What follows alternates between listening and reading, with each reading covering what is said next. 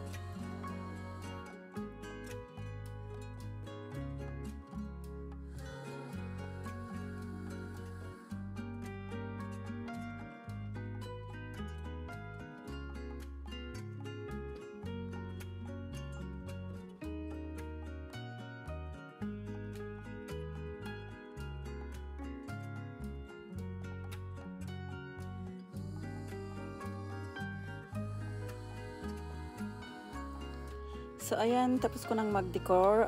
Kunting decor lang guys, parang tama lang para ma-enganyo naman tayong mag-dinner. So ayan yung balloons inilagay ko sa taas ng table. And then ngayon guys, mag-start na tayo ng magluto. So ang unahin ko munang lutuin guys ngayon ay yung pasta, kasi para sa mga kids.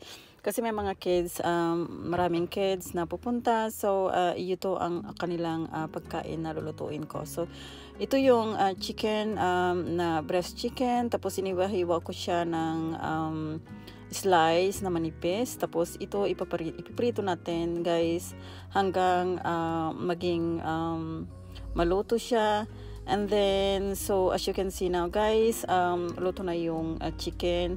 Lagyan natin siya ng asin. And then, maglagay din tayo ng black pepper para medyo maanghang konti. And then, halo-halo natin. And then, maglagay din tayo dito, guys, ng red pepper and then green pepper. Yan ang mayroon tayo. So, para naman masarap yung lasa, at least may veggies siya na konti lang. So, ihalo-halo natin ito, guys, hanggang maluto, hanggang maging soft yung veggies, para sa ganon maihalo natin na maayos doon sa pasta. Yung pasta, guys, ay na-boil ko na siya, ready na siya. Ihalo lang natin dito pagkatapos natin mailagay yung sauce na pasta sauce. So, heto na, iluluto lang natin konti hanggang syempre yung chicken ay luto na. So, and then ito na yung pasta sauce na ready-made. Kung gusto nyong maglagay ng hindi ready-made, okay lang, guys, mabilis lang yun. Basta mayroon tayong tomato paste and ketchup at saka konting yellow powder, ganun lang, mabilis lang. Pero ito mabilisan kasi, kaya bumili na lang ako ng ready-made. So ito iluluto natin hanggang mag-boil siya.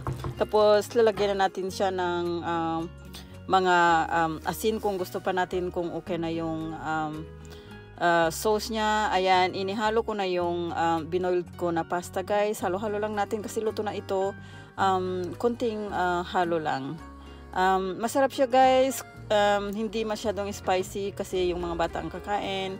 And then of course, yung mga adults din kung gusto nila. Ayan, ready na. Pag gusto yung mga bata ng maglagay ng cheese pagka kain nila, pag gusto nila ay okay lang. Pero okay lang ganito nakainin. So ito na, guys, ready na yung pasta natin.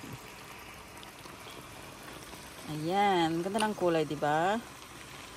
Tapos, heto naman, nakagawa na ako ng salad. Ilalagay ko na lang yung dressings. Ang dressing na ginawa ko, guys, ay balsamic vinegar, and then may lemon siya, and then may brown sugar siya, tapos olive oil. Yun lang ang pinaghalo ko, then inalagay ko dito sa salad. So, ready na ang ating dinner for tonight, guys. Ayan, ano na rin ako ng candles, of course. Paborito kong candles. Hindi ako kompleto pag walang candles, 'di ba? So, ayan, yung na-ready ko na table. Gold na gold. Gustong-gusto ko kasi yung kulay na gold, at saka yung i-miniatures ko yung nagmatch yung mga kutsara, at saka yung balloons, of course, and then yung glass na may gold sa gilid. So, and then ito naman yung ginawa ko na para rin sa mga bata or adults, of course. Ito yung Yorkshire pudding, guys. Nilagyan ko siya ng potatoes, na boiled potatoes, tapos yung mixed pepper din, and then tapos inilagay ko sa loob ng Yorkshire pudding, and then bago ko iniluto sa oven, linagyan ko siya ng cheese sa top niya. Tapos binake ko siya ng 5-10 minutes. Ayan, ito ready na, guys. Masarap siya, guys. If you like it, you can try. It's easy, it's good for parties, and good for of course pag paborito ng mga bata, then you can do it. So ito maganda and masarap din. So kung gusto niyo rin yung kima or yung grind chicken o ganon, pwede rin, guys. Tapos lagay niyo siya ng cheese sa top. So heto na, guys, ready na yung dalawang service plate. Ito yung Yorkshire pudding with cheese at patatas sa loob. Na ibinig ko lang siya ng 5 to 8 minutes para maano lang yung cheese. Tapos heto na, guys, ready na ang mga pagkain. Plating na lang. Tapos ilalagay na lang sa table para hindi maging malamig yung pagkain. Dali-dali kong ilagay sa plates na paglalagyan kasi malamig guys kung hindi ko ano ba yun, kung hindi mabilis ang paglagay ng pagkain sa plates ay lalamig agad kasi malamig na dito sa UK. Anyway guys, ito yung chicken roast na ginawa ko. Lagi kong ginagawa ito guys, kung makikita nyo yung previous video ko, may mga chicken na ganito na naluluto ko, so ito na. So then tapos kunting decoration para naman presentable sa pagkain.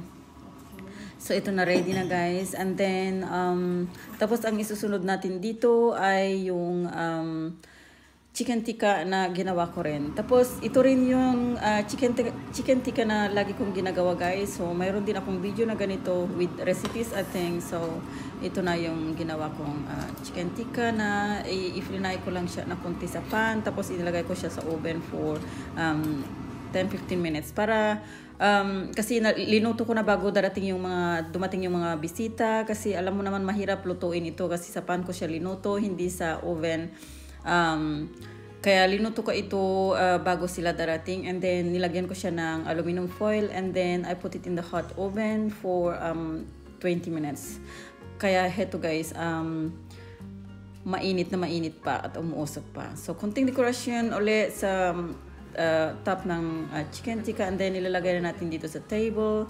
Tapos ang isusunod din natin guys ay yung ating rice. So ito na yung chicken roast na ginawa ko. So yung salad, and then yung debale, and then chicken.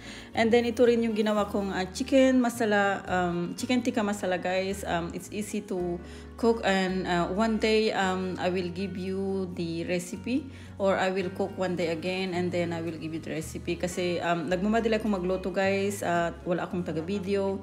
So anyway, ito na yung chicken masala curry, and chicken tikka masala. So ayan na, ready na guys. And then ito naman yung pilau biryani.